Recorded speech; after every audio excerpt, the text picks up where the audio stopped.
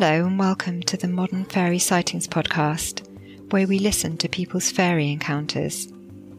But take heed, we're not talking about winged Tinkerbells here.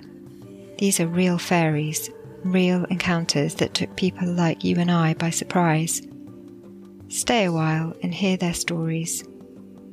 My name is Jo Hickey Hall, and I'm a folklore researcher.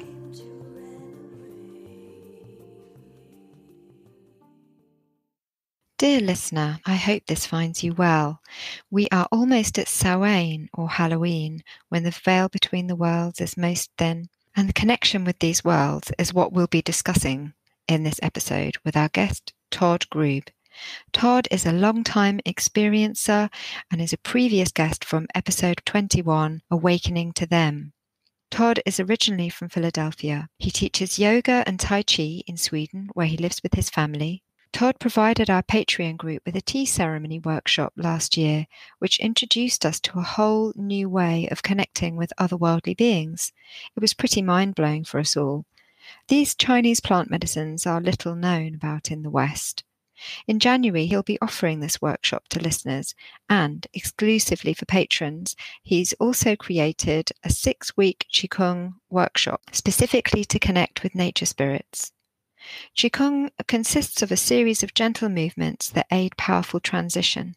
If you're interested in these workshops, head to scarletofthefae.com to the show notes for more info and how to sign up. I talked with Todd about the upsurge in encounters and people's personal awakenings. He describes some recent experiences with deities and suggests how we can let go of old thinking patterns. He also provides some useful meditation tips. Todd describes in detail his observation of an orb-like ship that shot into the sky from a lake over a number of hours near his previous home. He and his wife later experienced entering that ship, and after that time he began communicating with what he describes as star beings. I hope you enjoy this episode. If you are a fan of this show, I would be really grateful if you could go and give it a rating on the app you use. It really helps. I'll be back at the end for a quick chat. Time to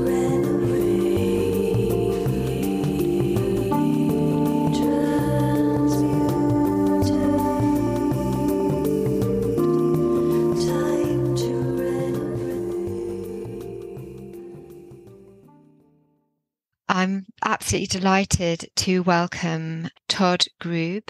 Todd was a previous guest on the show, Awakening to Them, a couple of seasons ago now, I think. As happens with these conversations, we agreed to chat about an experience, and then there was so much more. And this was one of the kind of standout chats for me because, I think we stayed on for just well over an hour afterwards, just, talking about our experiences of this time, and I got a lot from it. And we'll talk more about that because some workshops happened as a result of that, and we'll get into that. But I will introduce you as a mystic mover because you are a yoga teacher and a martial arts dance teacher. But I think your experiences that you have had are really important and have a lot to offer for people who are experiencing things in these times. And also just, as I say, that experience of living through these times. I think you had a lot to offer me when I spoke to you about these things. So welcome, Todd. Really great to have you here. Thank you. So I guess the last time we spoke, I believe in the springtime. I think, maybe March. Yeah, 2021. Yeah. And obviously there was a lot going on in the world then, and there still is now. And we've been checking in with each other because at the time we were both experiencing an uptick in encounters, noticing different energies coming in. So could you talk a little about that and how that's maybe changed or progressed, since we last spoke? Yeah, definitely. Last time we spoke, and it's almost, I would say, monthly, I've been noticing, or even when I'm out teaching, that people are noticing things. It seems like there's more spiritual awakenings now than ever before. And people having different experiences with nature spirits to people from different star systems, different dimensions, and even including my own family, my son, my daughter having different experiences. It just seems like it's just magnified right now. It just seems like it's just everybody is, not saying everybody, but a lot of people are just having very deep experiences. And from what I've been understanding, that we, or the earth, has entered into a new dimension, which is meaning the veil is becoming very, very thin, and we're able to have more contact, or they're contacting us, or it's becoming easier with these, I don't know if you want to call them these supernatural beings. There's a lot of people waking up to more psychic abilities, people waking up to healing within them. They can start to work with healing. There's like a mass interest of spiritual practices. And it's not all yoga people, it's just like normal people having these experiences that I've been finding. It's when I go and teach, I have maybe a class of 20 people sometimes, and I'm always thinking, who's going to have like an awakening in the class? What's going to happen? And really, almost every time I teach somewhere, if I travel around, somebody will come up to me and say, look, I had this experience. And it's a lot. It's just, even from the last time we spoke, there's a lot more going on. Just a lot. Yeah, because if you compare it to before these times, maybe 3 years ago, how often would people have these sorts of experiences in your classes? Really, probably, I'm stereotyping now, but hardly ever. And if they did, they wouldn't talk about it. And maybe once in a while, somebody would approach me. But now, seriously, it's really cool. And it's a lot of people. And I like to say a lot of these people are new to like spirituality, maybe. Yeah. And they're just having these deep experiences, like life-changing experiences. And they're just becoming more awakened. Can you give us an example of the sorts of things that people are experiencing? Yeah, absolutely.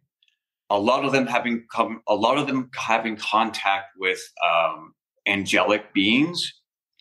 A lot of them having contact with, I would say, extraterrestrial beings. A lot of them having contact with people that have passed on, that they've never, like, let's say somebody had a mother that died 5 or 6 years ago, and then all of a sudden in a meditation, they appear to her.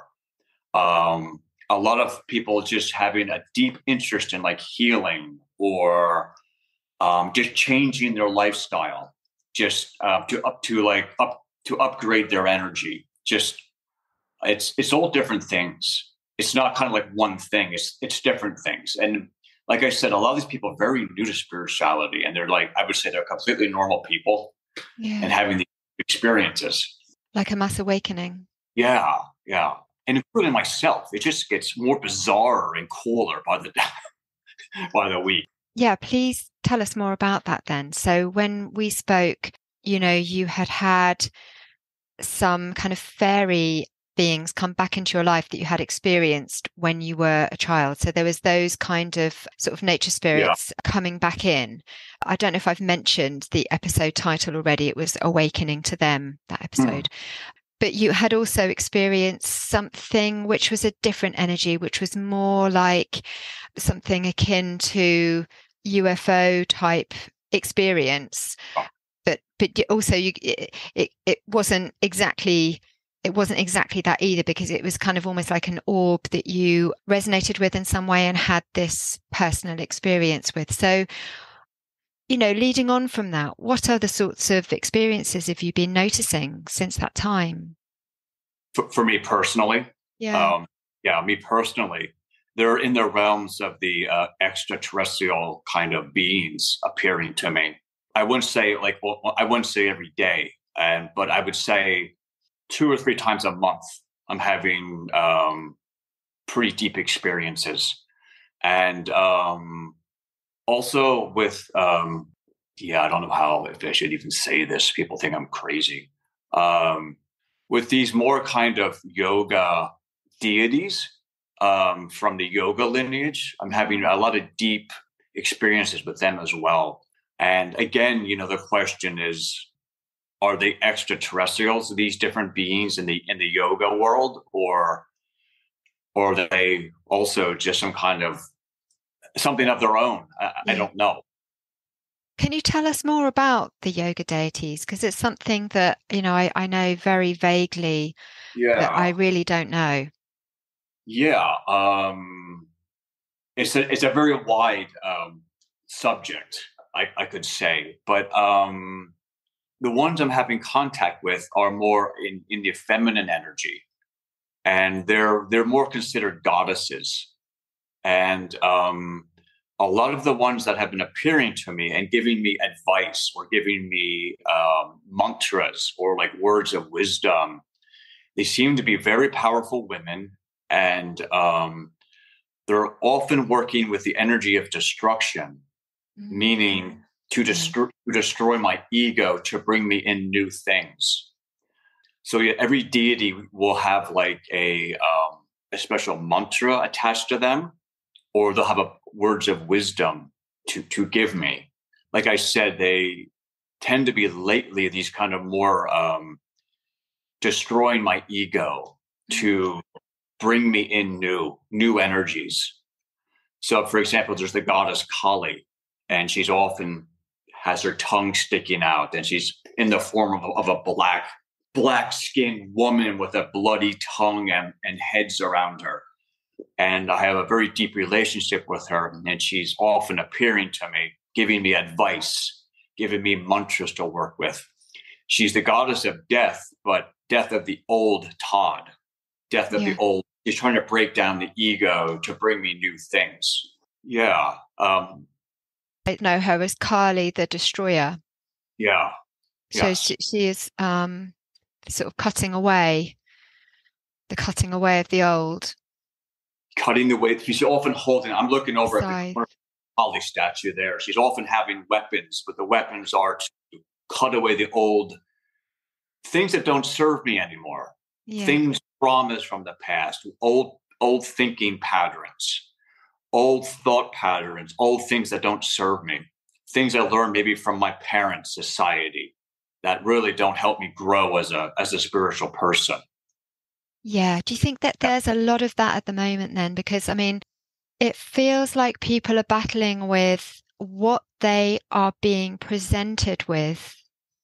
And what they're being presented with are ideas and maybe images and, beliefs that are really belong to the old world as I see it now. And we're in this new bubble of being, of living, and that many of us are really comfortable with that. And we've kind of been looking towards this for some time. But obviously, all of our systems and our belief systems, as well as kind of actual kind of educational systems, monetary systems, financial systems, even health systems, are tied up in that kind of old world. And so, do you think that that's what a lot of this is about? This kind of difficult birth towards this new way of being for some people.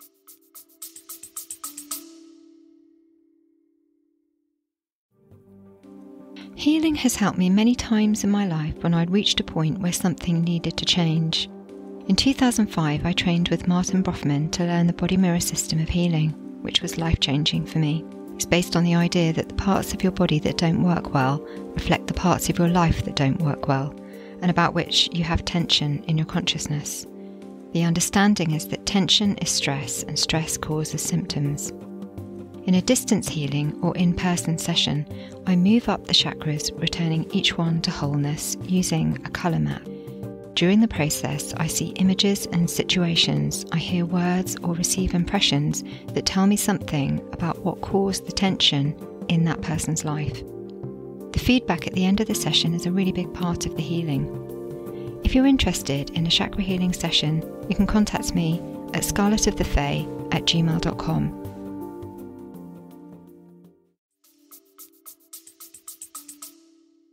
Absolutely. It seems that Yeah, in order for us to grow as spiritual beings, we have to let go of a lot of these old patterns, as you said, like old ways of thinking and doing things. And if we don't let go of those, we're just going to be stuck and we're not going to grow. Mm. And yes, Kali seems to be appearing to a lot of people in different forms, though. And she's helping these people to let go of things that no longer serve them, to move into the higher vibrations, to really, when you start to let go of your old you start to develop like a new you. You start to develop this kind of new energy about yourself. You start to see talents that you've never had before will appear to you. New things, a new life. Yeah. Yeah. Do you think as you let go of those old things that no longer really serve you or that you don't really resonate with, maybe you're actually finding the true you? Because as you kind of let go. Exactly. The Yeah. true you. It's like yes, exactly. The true you, which is a spiritual soul. Yes. And a lot of times, I'm 53 and I'm still thinking and still resonating with things that I've done as a teenager. And it doesn't really serve me anymore. And I'm still holding on to like traumas that don't really serve me anymore. And then Kali has taught to me, and also my teacher, she's a Kali devotee. When I started letting go of these things from the past, I started to see myself in a different way, and I started to like myself. I started to really get to know myself. I'm not these traumas. I'm not this teenager. I'm not this punk rock guy from the US. I'm not this skateboarder guy anymore. I'm a new person. I'm a spiritual soul.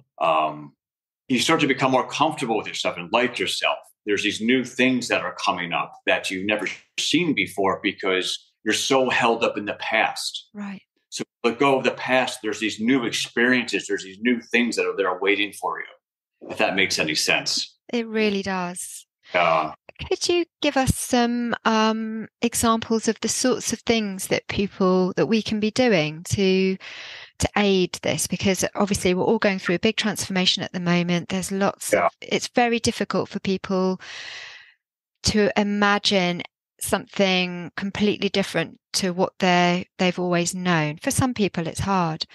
And, there's a lot of fear. Obviously, there's, everything we look at in the media and out there, it's a lot of the time it's fear driven. We've been coping with like huge anxieties these last few years. What can we do to aid this transition within ourselves? Yeah, it's a very good question. And this is actually, I had this, it was almost like a gift. I had a very deep experience with a extraterrestrial being who was working with me on this as we were speaking. And they say the same thing in yoga philosophy as what he told me. He said, your power is in the present moment. And I heard this many times in the yoga community, the yoga circles and these things and yoga philosophy, but I never understood it until he said it to me, this star person. And he said, when you start to resonate with fear, which is something from the past, or anxiety, you stop that in the present moment by telling yourself it will work out. Yeah. Things will work out. For example, I will have money. I will get the job. Instead of going back into the past, reacting how I always did. Oh, it won't work out. Oh, I won't get the job. That was the old. That's how I would react a lot of times. Things won't work out. Oh, I won't get the job. I will never have money. So he taught me this is that you stop this in the present moment by saying, no, it will work out. And you start to let go of those old things. So you replace it with something higher with a more higher vibration. And I started working with this concept and it started to work. Mm-hmm. I started to see these old holding patterns that I was working with, or that I was using my entire life. I started to let go of those with this new teaching, this more higher vibrational words. And that's one very good way how to start. For example, if you have a lack of money and you're so used to going into fear about it, you just say to yourself, as example, it will work out. I will get the money. Things will work out for me. So we start to use higher vibrational ways of thinking. Mm-hmm. It's a very good way to start. So it's kind of watching how you're talking to yourself about everything. Yes. You know, I'm not good enough, therefore I won't get such and such and such and such. And, you know, this is never going to work out because it never did before and because I'm whatever. Then just watching the thoughts, flipping them. Yes. To how it is. Well, the thing is about it is that we sometimes when we can talk to people and say, you know, what is it you'd really like to do? And yeah. Well, you know, I want to do this, but I've done that and I don't, how can I do that? And it's like, look, forget about the details. The details will take care of themselves. What is it you really want to do? Because if you focus your attention in that direction, like you're saying, it'll work out. I'm not going to look at the details. I'm not going to worry about pinning this, how it's going to, you know, from one step to the next, how it's going to work. Only that I know that's where I want to go. That's how I want it to work out.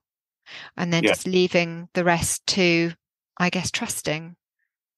Well, yes. And this, and this extraterrestrial being also taught me as well that if it doesn't work out, it wasn't supposed to be. There's something better coming. Yeah. There's always a reason why things aren't working out. So if it doesn't work out, it's not because you failed or any of this. It's because there's something better coming. Yeah. But, yeah. It's funny, isn't it? Because I know you've got kids as well, and you know, as we get older and we look back through life, we can always pick up on those points because we can see we've tried to go a certain way and it didn't work out the way that we thought it would, but you always ended up getting to where you needed to be at the right time, and it might not be the way that you think it was going to happen. So I mean, I'm always saying that to my kids as well. Look, just trust. I know it looks like it's going, you know, the wrong way at the moment, but just kind of trust where it's taking you, because in doing so, you might meet this person. And if you hadn't met that person, you know, you might not have had this experience, et cetera, et cetera. It just all adds up, doesn't it? Yes. Everything for a reason. Everything. If it doesn't work out, it wasn't supposed to be. And this concept also, like a lot of these fears and anxieties, these are things we've learned from when we were younger. We were learning a lot from our parents and how they dealt with fear and anxiety, and also teachers and things in society, how to deal with things. And when we learn to let go of these things, it doesn't really serve us. And that's one way to really get to know who you really are, letting go of this past stuff. Are there some really practical tips you can give for getting back to a sense of well-being for people? So I know when I last spoke to you, I remember you saying that you know, you try and eat really well, and that you obviously through your teaching, you know, as a yoga teacher and martial arts, that you try and stay aligned with that. So for lots of people, got really, really busy jobs, you know, we come in the door, and I know it's really tricky to sort of look after ourselves in the way that we would aspire to, because life can be super stressful and very busy. So what little things can we do to tie into the day, aside from, you know, watching those thought processes? And I'd really like to talk to you in a moment as well about your interactions with those enlightened beings that you just spoke about before. I'd like to kind of ask you about that in a minute. But yeah, so on a practical note, what can we do each day to sort of try and help ourselves through this time? Yeah, very good question. I believe that, or I feel that just taking 5 minutes of mindful breathing under the navel, you can focus under the navel, which is a storehouse of energy. And it's also a grounding point in the Eastern tradition. You can just take 5 minutes a day. You can inhale, count to 4, exhale, count to 4, and just focus under the navel for 5 minutes a day. And this area is a grounding point, and it also will refill your energy that you have lost throughout the day through stress. And I think just like very light stretching, just getting up, stretching the body, and these kind of things, very light stretching, if you're sitting a lot, will make a lot of health benefits for you. And I think even like deep breathing exercises, these just taking inhalation, inhaling the arms up, exhaling the arms down, things like light qigong, light yoga. But I feel like probably the most important thing is meditation, focusing under the navel, 5 minutes a day. And it's 5 minutes, isn't it? So do you think, is the beginning of the day or the end of the day better then? I know you said that it helps to reduce the stress that's been built up in the day. Yeah, when would be better to do that, to find that 5 minutes? Yeah, I mean, I think it depends on your lifestyle, if you have time. But on a good day, 5 minutes in the morning, 5 minutes at night before you go to bed. Yeah. Or even in the office when nobody's looking, you can just sit for a few moments. This is a very grounding hand position, having the one hand on top with the thumbs together. So in a lot of Eastern cultures, they use this position to ground their energy because we're up here all the time. Yeah. So these different hand positions and this place under the navel is going to pull our energy down and ground us. And also this energy, this place under the navel, it's going to also, it's a storehouse of energy. So if we just meditate here for 5 minutes a day, it will start to refill us up again. Mm-hmm. Great. I'm going to try that myself. I wake up in the morning and I listen. I use a really brilliant app called Insight Timer, which I've talked about before, and it's just free. And I listen to a 5-minute body scan with that, and then in the evening. Yeah, but I'm going to try your storehouse 5-minute breathing meditation instead now, and see how that goes. But again, when before I go to sleep, I listen to something to kind of a bit like a body scan, just kind of closing everything down before I go to sleep, and it makes a massive difference about to how I can cope with just everyday stresses of working, having a family, and all the rest of it. If it's okay, this just came to me. This goes along with about letting go of old things as well. Before I go to bed, I learned from my teacher gratitude meditation. And so what I do is I go through everything I'm thankful for. I start with the material, like my house, my car. Then I get more like family, teachers. I'm grateful for my health. And by the time I go through my 10 or 11 bullet points that I'm grateful for, I'm asleep. But also, you also start to create abundance with this meditation as well. So according to the yogis, when you become grateful for things, you also create abundance. Yeah. So and it does work. So I just go through this like little list when I'm going to bed. I'm grateful for my house. I'm grateful for my car. I'm grateful for my kids, my dog, my wife. I'm grateful for my job. I'm grateful for my health. I'm grateful for my teacher. I'm grateful for my students. And by the time I'm done, I'm usually asleep. But I'm also cultivating a sense of gratitude, thankfulness, but also abundance in my life. Absolutely. Yeah. Yeah. Yeah, it is, because it's it's feeling full, isn't it? By the time you've listed these things that you have, and it can be as little as saying, I've been able to have food for my dinner, basically, and that I have people in my life that I love and that love me, or Yeah. even just the love of a pet, or being able to walk in a beautiful environment during my day, just anything at all that you can feel. And so, yeah, it does encourage that sense of fullness in your life and abundance. And, it's helpful when things are looking hard out there and that there are multiple things to worry about.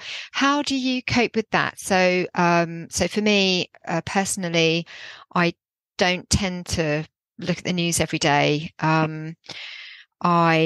Because if I do what I used to do, which was to look at the news before I went to sleep, on the one hand, like you were just saying, you falling into sleep with a sense of gratitude and abundance.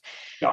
When you are going to sleep at night, having looked at the, terrifying headlines or whatever, or the next awful thing that is out there, then you're taking that into sleep with you, and that's the other end of the spectrum. So personally, I keep aware of what's going on, because I do look, but I definitely don't look every day, and I don't look before I go to sleep or when I first wake up in the morning, because it can kind of shape your day.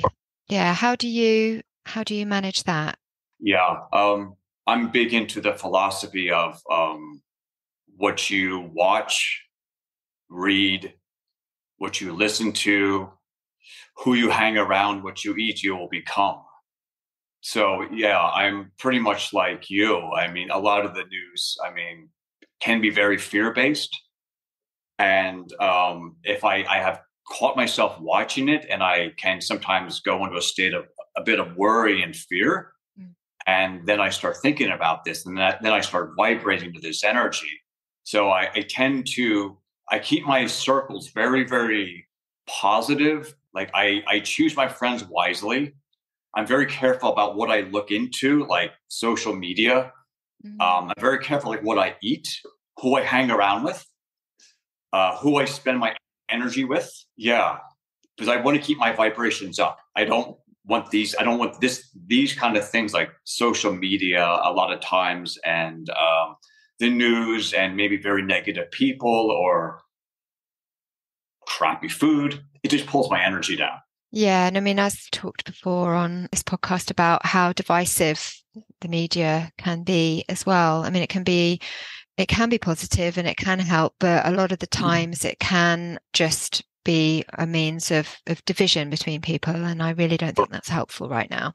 So I really would love to know more about how you have been interacting with, let's say, beings that are not of this world. Now, we've spoken in the months that have passed about how there's been this upsurge of activity being reported in people's homes and out there as well. Obviously, there's lots of reports of fairy sightings that are coming into me that I'm aware of, but also just generally stuff that's happening in the home and lights being seen out there. And of course, we don't know about those lights, whether that is something going on within our world, in the material world, or from other worlds. We don't know. But yeah, can you talk a little bit about what you've personally been experiencing with these otherworldly beings? Yeah, absolutely. As in the last podcast, I had interaction with, I guess you would call them fae, or these more nature spirits, pretty heavily as I was a child. My mother was actually taking me to different mediums and to figure out what was wrong with me. And but as I got a little older, I love that she took you to mediums and astrologers to ask what's wrong with my kid, rather than kind of marching you into a doctor's surgery. I like your mum. Yeah. And she was a medium herself, an astrologer, Right, but she knew. yeah, but she wanted more clarification, and it was pretty intense what I was experiencing as a child. It was very psychic. Had interaction with different beings, and I would say more of these kind of nature spirits, and also these like mythical creatures. That died out as I became a teenager, and in my 30s, I had a spiritual awakening through yoga. and it reemerged again. So that was in my 30s. Just in the past few years, I would say about 2 years, it has shifted more to extraterrestrial beings, meaning from other star system, other planets. I had been seeing UFOs my whole life, and I've always had somebody there I always had a partner that saw it. I was never by myself. Mm. I had a spiritual awakening with him a few years ago. I was abducted into an orb, and so was my wife, but at separate times. And they took her when she was asleep, and they took me on my balcony. The abduction word has a very heavy energy, and I know that. But the experience was very beautiful for both of us. Yeah, what happened? What happened? Yeah. Me and my wife are on our balcony, and we're planning to move. So we were just relaxing, and the sun was just going down, and there's this huge lake quite close to our house. And she's talking to me, and I'm looking at the lake, and I'm seeing this ship come up out of the lake. And I have pictures of it. And she's like, "Are you listening to me?" Like, she starts to get angry with me. "Why aren't you listening to me?" And I'm like, "Look." She's like, "What?" I'm like, "Look at the lake." And the ship comes out of the lake and just super fast up into the sky.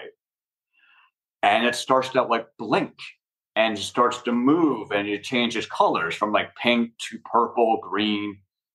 And then it goes back into the water. Then it would come back up. And I think for a while there were other ones then. We started to see different ones, and I tried to take video of it. It wouldn't let me. For some reason, it would just not let me. But I snapped a couple pictures. For some reason, it let me.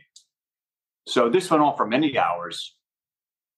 She goes to bed because we're going to move, and I'm like staying up because I want to watch the show. So she goes to bed, and I'm thinking, how can you go to bed when there's like ships there? But anyway, she was exhausted. And I remember sitting on a chair on the balcony, and I feel my eyes closing, and zoom, I'm in this ship, big windows. And it was like, I remember just seeing like pink fog or mist everywhere. And I just get a feeling of feeling safe. And I remember just standing at the windows looking down on Earth. And that's all that happened. It's quite boring abduction, but no, that's not boring at all. And all of a sudden, I'm back on the balcony. But I remember I'm standing up then, because I remember sitting down when they took me, and now I'm standing up, and I'm like, wow, did I just fall asleep? And I remember, and I look up in the sky, and they're gone. So then I walk into the kitchen, and see, this happened. All this excitement was happening around 9, 10, 11 o'clock at night. My wife went to bed around 12 o'clock. And now it was like 3 o'clock in the morning. So I missed about 2 or 3 hours of time. Gosh. The next morning, I'm up early. I'm in the kitchen packing. And she comes out, and she looks very odd. Questioning. She looks exhausted, but quite excited. She says to me, "Did something happen to you last night?" I'm like, yeah. She's like, "Something happened to me." And also at the time, we're sleeping in different bedrooms because the kids are in our bedroom, and I was sleeping in my son's bed. So this is why I didn't go to bed. Yeah. So she comes out, and she's like, "Look," she's like, "they took me last night when I was sleeping." I'm like, "What?" She's like, "Yeah." She's like, they took me into the ship. She's like, I went to sleep, and all of a sudden I woke up. I was in this ship. She's like, "They talked to me." I was like, "They talked to you?" She was like, "Yeah." And then I interrupted her. I was like, "Wait," I was like, "Yeah, they took me as well." And she's like, "What did they say?" I was like, "They didn't say anything to me." And I said, well, what did they say to you? And she says that they said, this is for Todd. You got to tell Todd that everything's going to be okay. And that he needs to understand that we're real. This is real. And she said, after they said that, she just woke up. She was back in the bed. She said the same thing happened. She said it felt like time just stopped. And she said she looked over at the kids, and they were laying there as well because the kids are in our bed, and I'm kicked out of the bed because there's no room.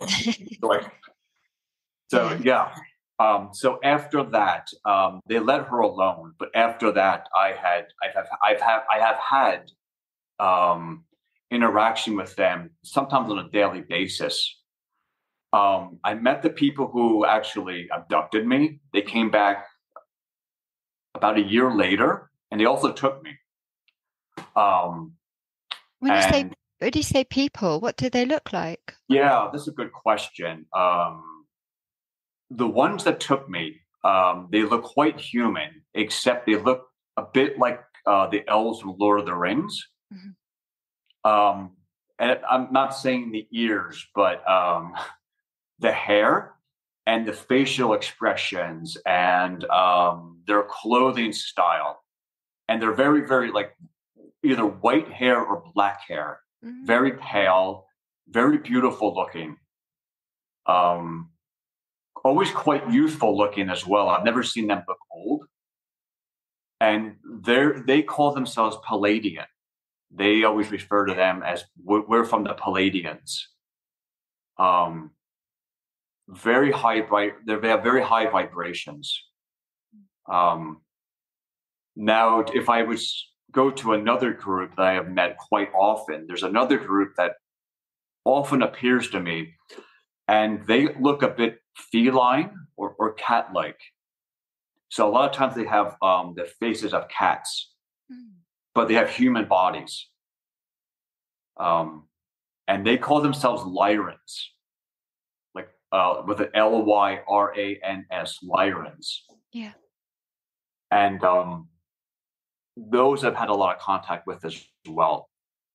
And they look a lot like Aslan but except like a human body. And I would say they're more like warrior types, like this kind of warrior energy I get from them. But I also get very highly spiritual. I've sat one time in meditation with them. So they're very much into like these like ancient yogic practices, but I sense they're very warrior because I often see like swords or like ancient weapons around them. Yeah. So I've had contact with different races. With the cat faces and aspects of them, now I'm wondering what the Egyptians knew that we maybe don't know. Yeah. Kaboom. Because I've done a lot of research on these beings, and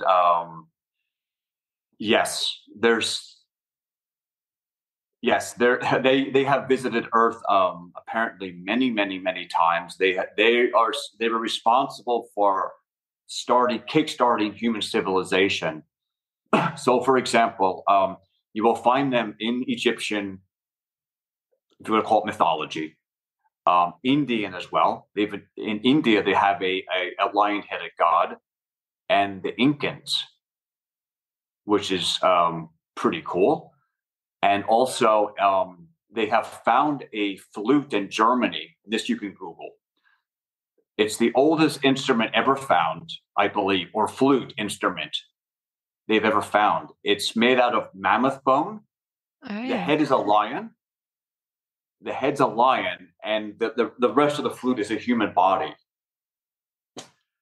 So, throughout our culture, there has been a lot of sightings of, or not sightings, stories and statues built of these Lyran beings.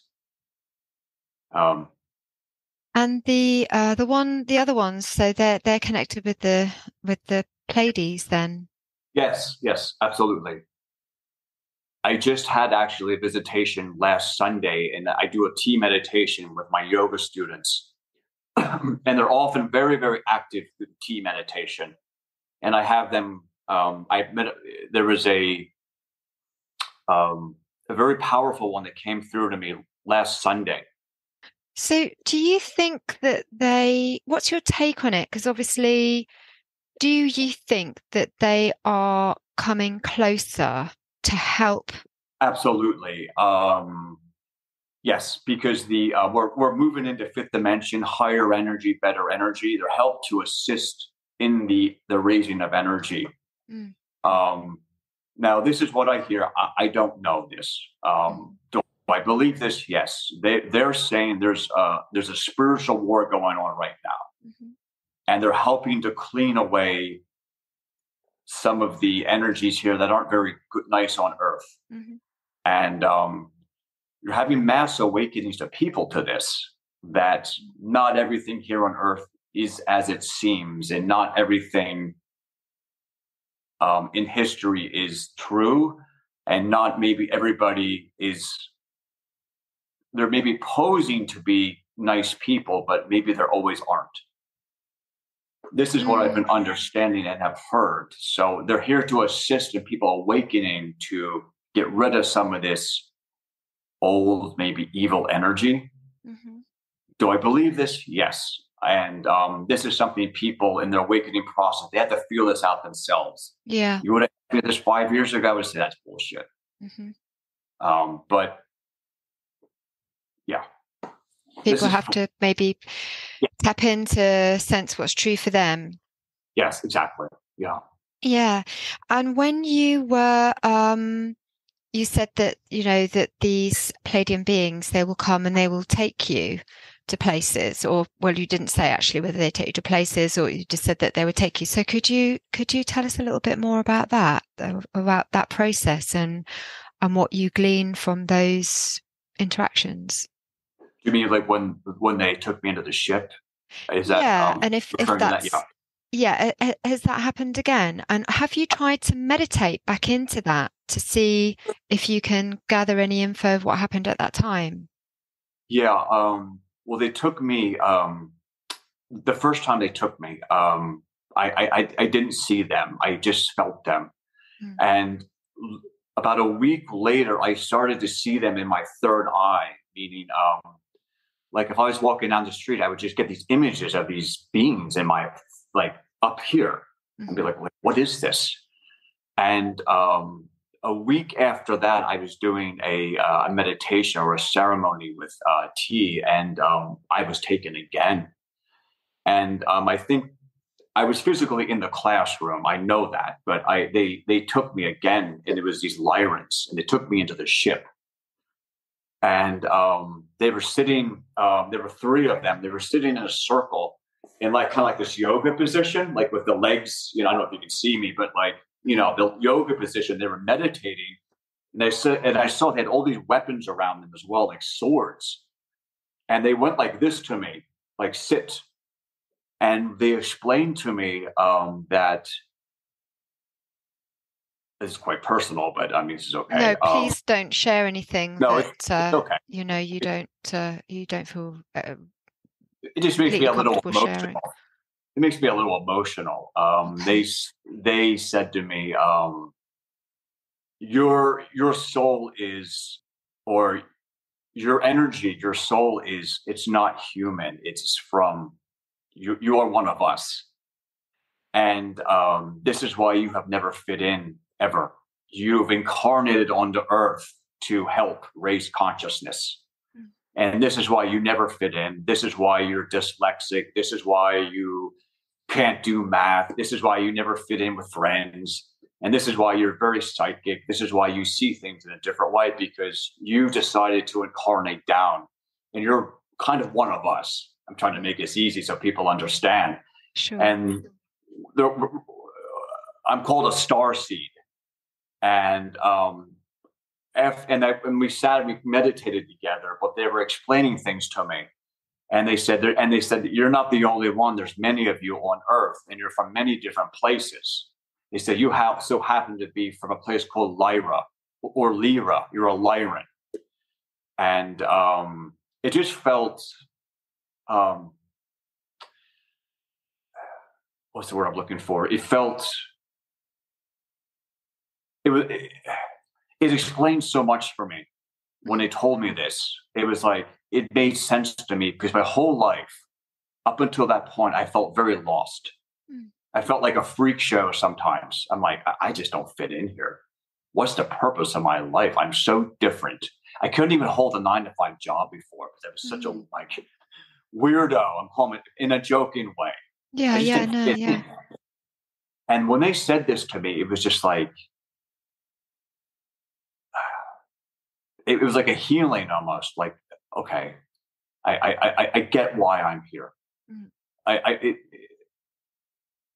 It put a sense of calmness on me. I felt calm and like I have a purpose. Yeah. And this is why I'm here. I can't find the word I'm looking for. No, I can totally understand, Yeah.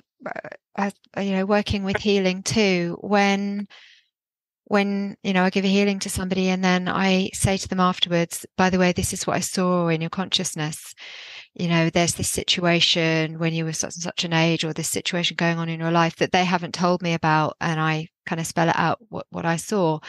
When they hear what it was that was causing that tension, and I've removed it during the healing.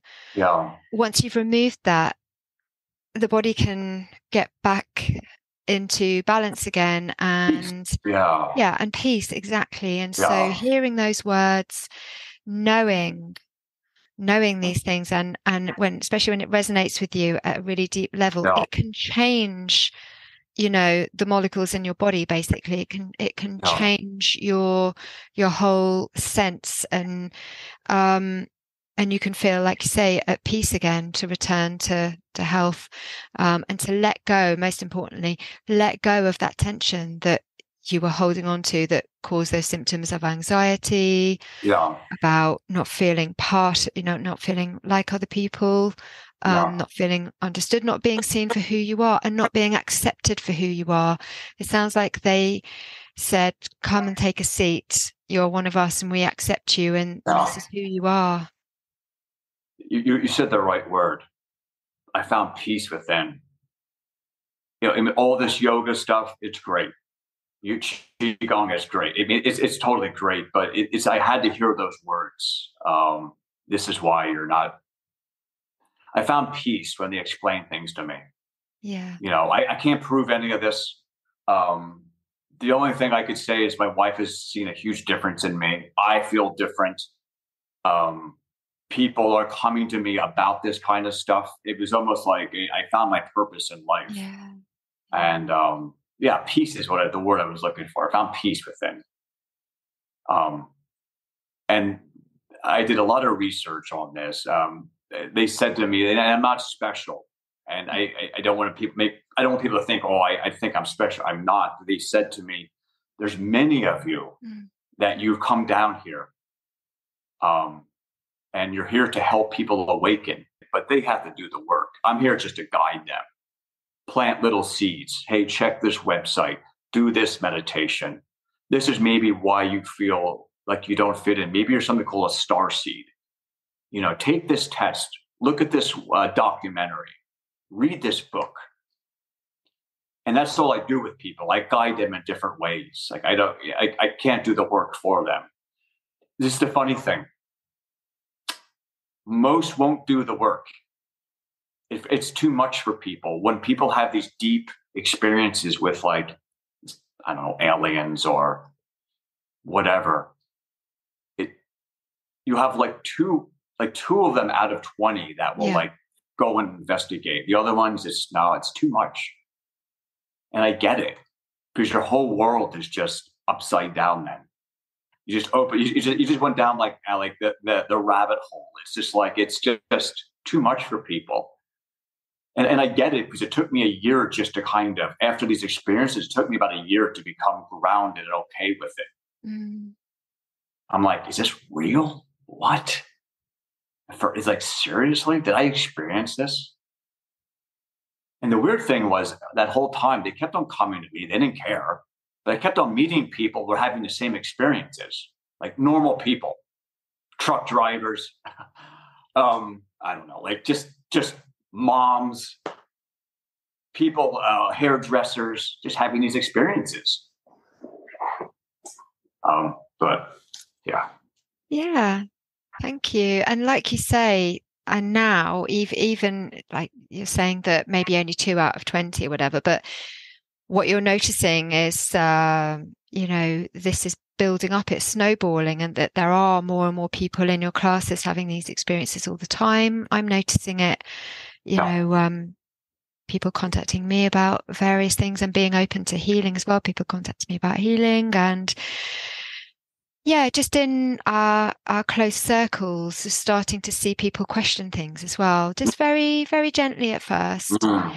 And also, I guess the point you can make is that, in the way that you're bringing awareness to and waking people up in the world and being a guide, for other people, it might be something completely different. They might be using whatever it is that their gift is to bring awakening to the world. So yeah. Yes. So, for some people, that's going to be through Tai Chi or, Qigong or movement in some way. And for others, it's going to be through a completely different way that feels right for them. And there'll be, it sounds like there are lots of people out there that are starseeds. I had heard of starseeds before. And we had a bit of a chat about that last time when we were talking the first time, didn't we? Yeah, we did. Yeah, and you mentioned a test there, and that was a test that you can find online, which is, are you a starseed type thing. So if you can find a good example of one of those, maybe I can share that on the show notes as well if people are interested. I know a lot of people are very, very familiar with these terms, starseeds and the Pleiadians and these sorts of ideas, but for a lot of people, this would be completely new. Sure. Yeah. So do you get a sense that a lot of us are here at this time to aid specifically with this transition? Because a lot of people are leaving at this time as well. A lot of people are leaving the planet at this time, as they're checking out as well. Absolutely. You're absolutely right. Okay. It's very it's chaotic right now. It is. We can see that just on the material sense. You turn the news on. It's why I don't turn the news on, but it's very chaotic. But there's a spiritual war going on as well, and people are tuning into that as well. And yes, a lot of us. Well, yes, star seeds have chosen to come down at this time to help. And from what I understand, I don't know this, but from what I've been hearing is that Pleiadians and these different beings, they're walking among us now. They always have. But now more than ever before. There's more UFO sightings now than ever before. Apparently, there's more sightings of this now than ever before. They're here to aid in the transition of humanity. From what I understand, the war's already won. The good guys have won, but apparently it takes a bit of time here on Earth for us to transition into that better energy. Yeah. From what I'm understanding, it's all the chaos. It's their last try to try to get us, if you want to call it that, because they're losing. So many people are waking up. So many people are questioning. So many people are raising their vibration. So many people are wanting to are starting to look at Earth as a matrix. I thought it was a movie, then I understood it's actually a documentary. So many people waking up, 9 to 5. It's coming to me right now. It's just, people looking at it. It doesn't work. No. So many people are burned out from the 9 to 5. Yeah. So many people are, getting sick from nothing wrong with Western medicine at all. But, we got to take a look at that. There's balance, retreating. isn't there? Yeah, exactly. The food supply, GMOs, poisoning the water. This is controversial, but, the government's admitting to this. Chemtrails, it's everywhere. Poisoning the skies. you know. So many people are waking up to these things. It's just, I think it's really cool. And I'm going to call them bad guys. They know we're onto them, and it's their last try. It's a spiritual war. That's probably a whole other podcast, but apparently we're winning. It looks a little bit like we're not going to, but we are. It's their last try, and it just has to kind of filter down here. Mm-hmm. To the material. Yeah. You're going to have a percentage that will check out. You're going to have a percentage of people that aren't going to believe any of this shit. You're going to think this guy's crazy. You're crazy. We're crazy. And that's okay. They're at where they're at. But you're going to have you're having massive amounts of people that are just awakening. These are ordinary people. They're not yoga people. They're not shamans. They're just truck drivers, hairstylists. They're just waking up,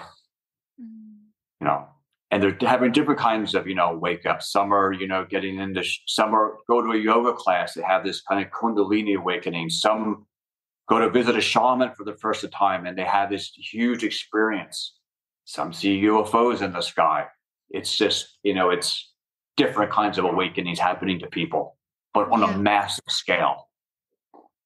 So it's like through these experiences, it's almost like the scales fall from people's eyes and they can see the world that in a way that they have never, and experience the world in a way that they never have before.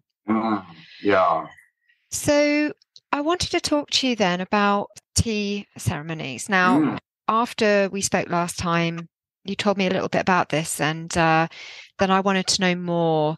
We ended up running a workshop for patrons of the Modern Fairy Sightings Podcast. And, people were blown away. I mean, awesome.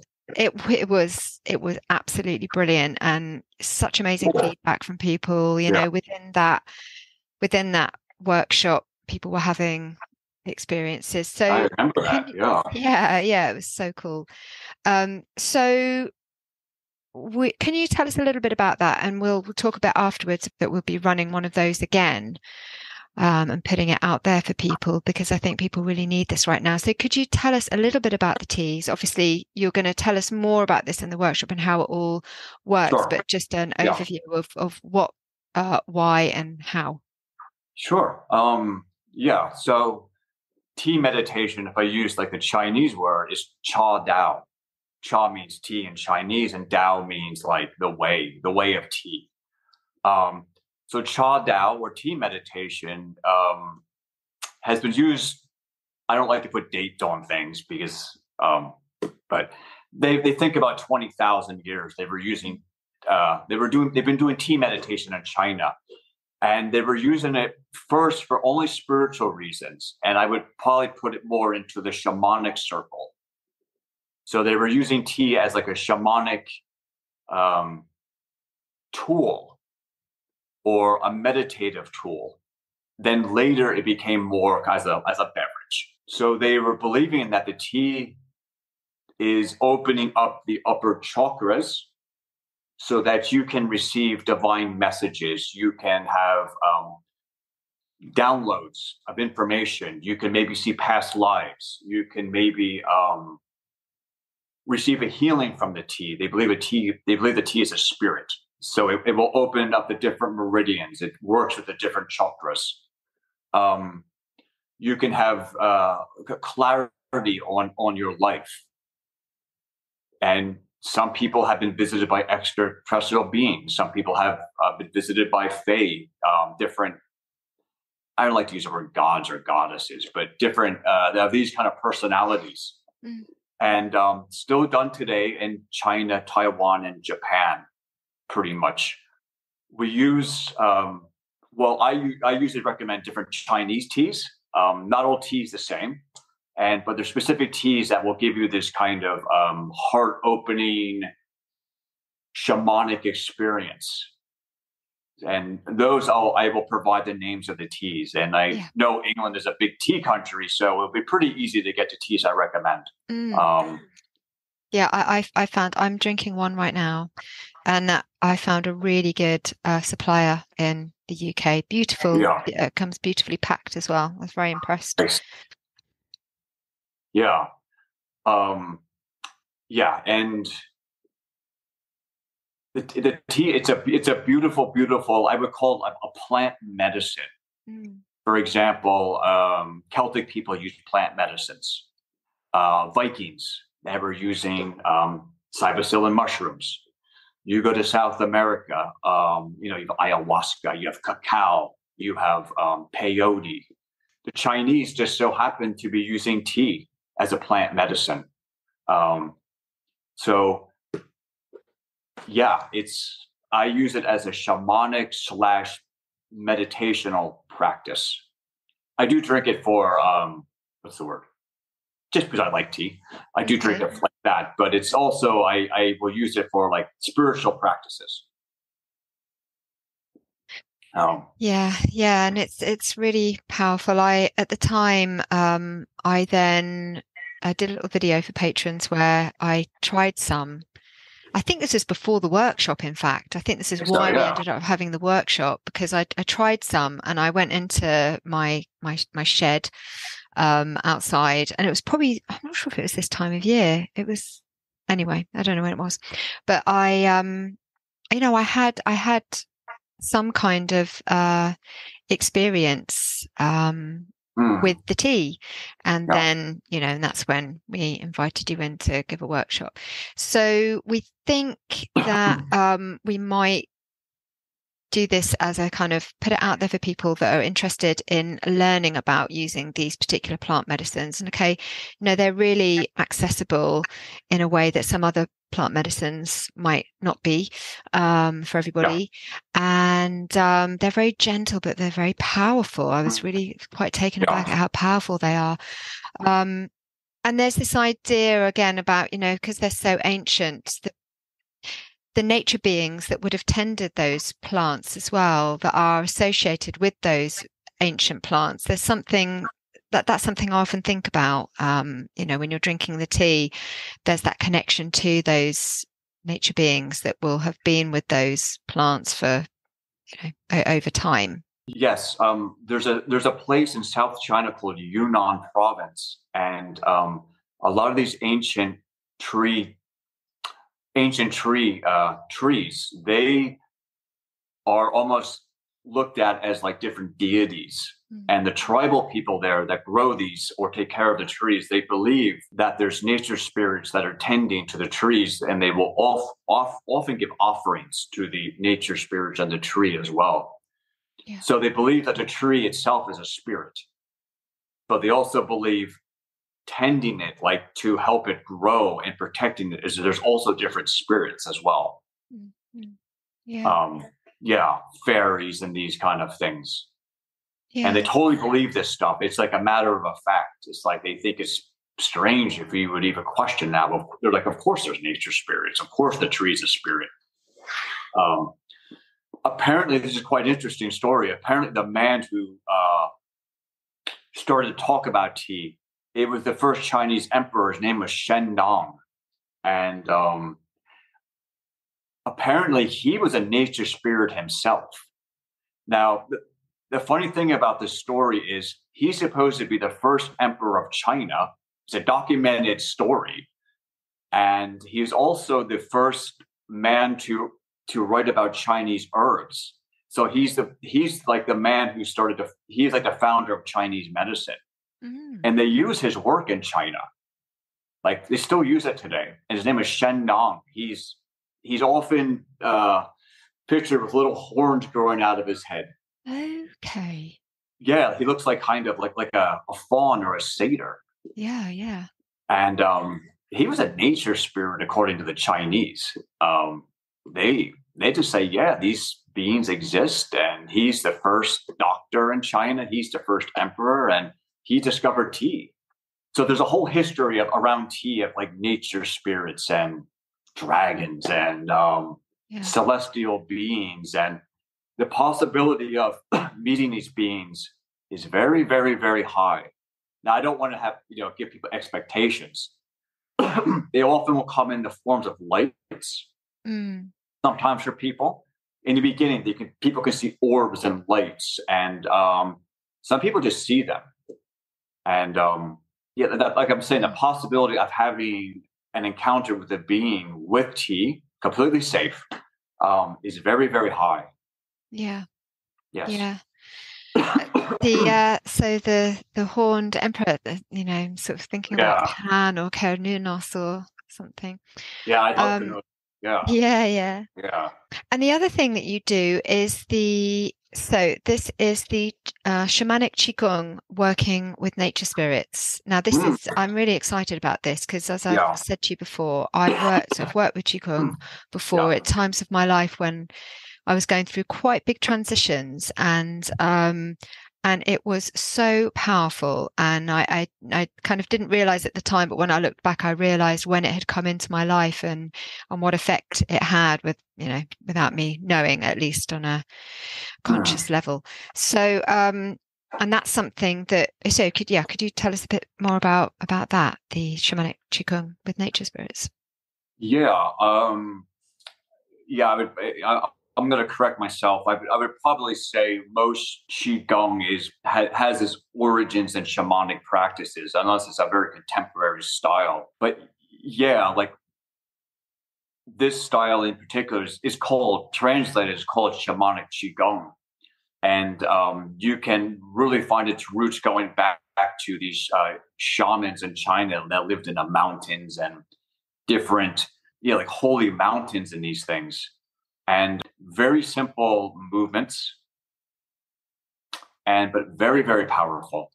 And they say some of these techniques were taught to the shamans by nature spirits. So they're saying that the origins is shamanic, but they're saying that the shamans are saying our teachers were nature spirits. Wow. On some of these techniques. Mm-hmm. They're very, very simple, but they're extremely powerful. There's some techniques that apparently that can heal your DNA. Now, I don't know if this is true, but the man who taught me this style, he had cancer. Well, this is a story. The man who taught me, he had cancer. He died in the hospital. Mm. And when he died in the hospital, he was met by this celestial Chinese being. And apparently he taught him some of these movements in meditation. And when the doctors brought him back, he must have died on the operating table. The doctors brought him back. He started to use some of these techniques to heal himself. And the cancer was completely gone after this. Yeah. So he's claiming, this is what he says, that he learned some of these techniques from this celestial being when he died. And I don't know. This is what he says. But all I know is the people that have been practicing this, they've had a lot of beautiful, good results. There's a lot of people who have been seriously sick that have gotten better. Mm-hmm. I know through myself, my energy has become upgraded. In the beginning, I didn't like it because I'm a dancer. So I wanted things to be more like beautiful and like crouching tiger, hidden dragon. I was like, it's kind of boring looking. But something told me to keep doing it. And I kept doing it. And I could just tell it just like raised my energy up so high. So it's easy to learn, but it's very powerful. Right. I think there's a set of like 10 techniques that I learned. I don't remember how many there are. And some are sitting as well. Mm-hmm. Making different symbols in these things. So that makes it nice and accessible as well for people. Yeah. That's great. Yeah. So well, maybe people want to get in touch if they're interested in these things, because we're going to run the workshop. We'll probably open that to everybody. And then for the tea, and then for the Tai Chi Qigong, we will do that for patrons. So that's on the patreon.com Modern Fairy Sightings podcast. A bunch of really lovely patrons there, really lovely community called the Curious Crew. And we have some kind of social stuff going on there. So yeah, that would be for those folks there. And that is just £3 a month to join the Patreon and support Modern Fairy Sightings. But I'm really looking forward to doing that, because I feel I, need that. I think the rest of the group would be really up for that as well, because these are the things that help really at the moment. And moving the body is so healing in any kind of way, even, doing 15 minutes of yoga. Oh, so I'm sure there are people that want to contact you. How can people get hold of you? Yeah, Facebook, of course. Todd Grube, Facebook. Grube. Yeah, and then there's in parentheses Hang Ni. That's my Chinese kung fu name. So Todd Grube, Hang Ni. That's on Facebook. Then Instagram, it's Todd Temple of the Monkey, Hang Ni. That's Temple of the Monkey is my studio here in Sweden. So it's Todd Temple of the Monkey, Hang Ni. Lovely. On Instagram. Yeah. So you're from, and I should have said that at the beginning. So you're from Philadelphia, but you are based in Sweden. Yes. Yes. Very close to Copenhagen. Yes. Gorgeous. Yeah. And going back to your experience of the ship coming out of the lake, I mean, those lakes, absolutely stunningly beautiful and so mysterious. Yeah. Yes. Most likely like England, Scotland, Ireland, there's a lot of like fairy sightings, and Sweden has a ton of them as well. Like a lot of just sightings of different kind of fairies and elves and these kind of things. They still believe it here. Maybe not where I live, but up north, the farther north you get, people they still put like oatmeal out for the gnomes and these things, and so they still believe in this stuff. Not everybody, of course, but it's pretty cool. Yeah, that's great. Do you think it's making a comeback in any way? There been more discussion around this, or not so much? It is, yeah, especially the young people. Yeah, it's not so strange anymore. It's that the young people are different. I've noticed. Yeah. The kids, and they're much more open. There's something different. I totally agree. Just on that very quickly, and I'll let you go then, because we've been talking again. Whenever I talk to you, Todd, I just come away with so many thoughts. Like that time that we spoke, I was kind of just thinking about that for days. And whenever we chat, I come away with more wisdom and things to think about. I wanted to ask you about fairy doors, because I'm sure I'm not the only person to say this. I'm sure this must have been said before. The fact that we have put fairy doors everywhere, because it's become so popular. I mean, from about sort of 15 years ago or so, maybe even 20 years ago, definitely even 15 years ago, people buying these fairy doors, they're putting them in their gardens, they're putting them in their house. We have been creating portals everywhere, basically, haven't we? Yeah. Do you think that could be a thing, that we're kind of inviting the other world in? Just comes right out of me. I believe so. Yeah. All you have to do is ask, and they come. Yeah. I believe. Yeah. So it's like, even if it's just a sort of a fun cultural thing that we've developed, kind of look a little bit deeper at the kind of the subconscious, what's going on there in the subconscious. And I just feel like, I just find it hilarious that we have, in some ways unwittingly, out externally anyway, unwittingly, planted these portals everywhere. Yeah. And done with love as well for our young people. And that kind of goes even deeper then, because it's like, we do this with love for our young people so that they enjoy nature and they Yeah. to encourage their imagination, etc., kind of externally on on Yeah. the outside, but actually something that's done in love, and that we are inviting the other world in. Anyway, I just love that idea. Yeah. It's almost like we've done that. Yeah, like just subconsciously preparing for something. Like we were. Yeah, you're right. Yeah.